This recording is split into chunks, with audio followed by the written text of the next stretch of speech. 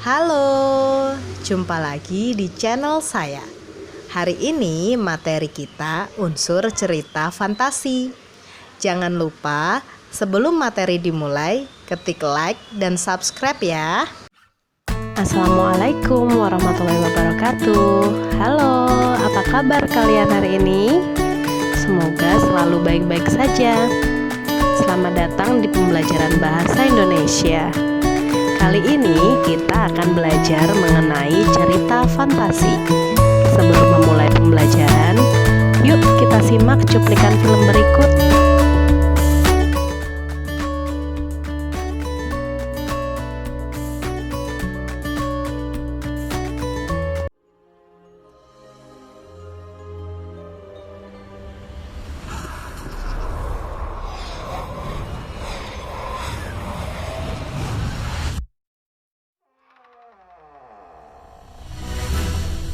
There is a place like no place on earth. Some say to survive it, you need to be as mad as a hatter. Which luckily, I am. Alice, it's you.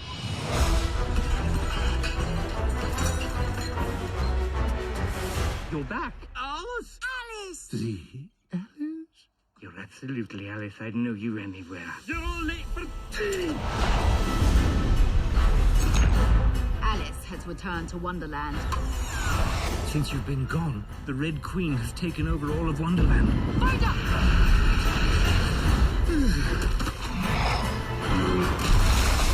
Help us make the world right again. I need a pig here. I love a warm pig belly for my aching feet. Stop that.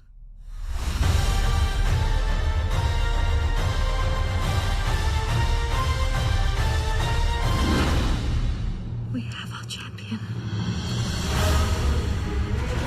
Hold on tightly.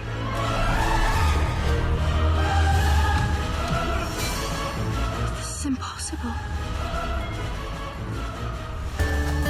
Nah, setelah kalian melihat film tadi, kalian tentu tahu arti cerita fantasi, bukan?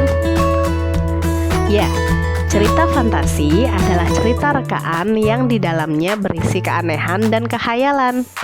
Misalnya, hewan bisa berbicara dengan manusia, manusia bisa terbang, atau pensil ajaib yang bisa memunculkan gambar aslinya. Ingat, fabel bukanlah cerita fantasi, karena di dalamnya tidak ada tokoh manusia. Ciri-ciri cerita fantasi yaitu bersifat khayal, tidak masuk akal, dan juga berisi keanehan.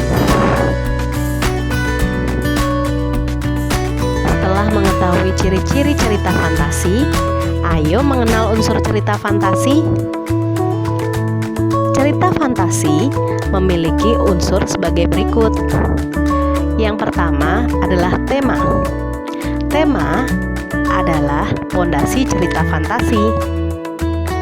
Yang kedua adalah alur. Alur adalah tahapan peristiwa dalam cerita fantasi. Yang ketiga adalah tokoh. Tokoh adalah pelaku dalam cerita fantasi. Tokoh dalam cerita ada protagonis, antagonis, dan tritagonis. Yang keempat adalah latar. Latar disebut juga setting. Latar dalam cerita ada latar waktu, tempat, dan suasana. Yang kelima adalah watak. Watak adalah sifat pelaku dalam cerita fantasi. Yang keenam adalah amanat. Amanat adalah pesan yang baik dalam cerita fantasi. Yang ketujuh dan yang terakhir adalah sudut pandang. Sudut pandang adalah posisi pengarang pada cerita fantasi. Ada sudut pandang orang pertama dan ada sudut pandang orang ketiga. Sekarang kalian sudah tahu kan ciri-ciri cerita fantasi dan juga unsur cerita fantasi.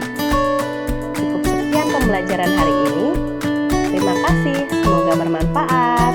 Wassalamualaikum warahmatullahi wabarakatuh.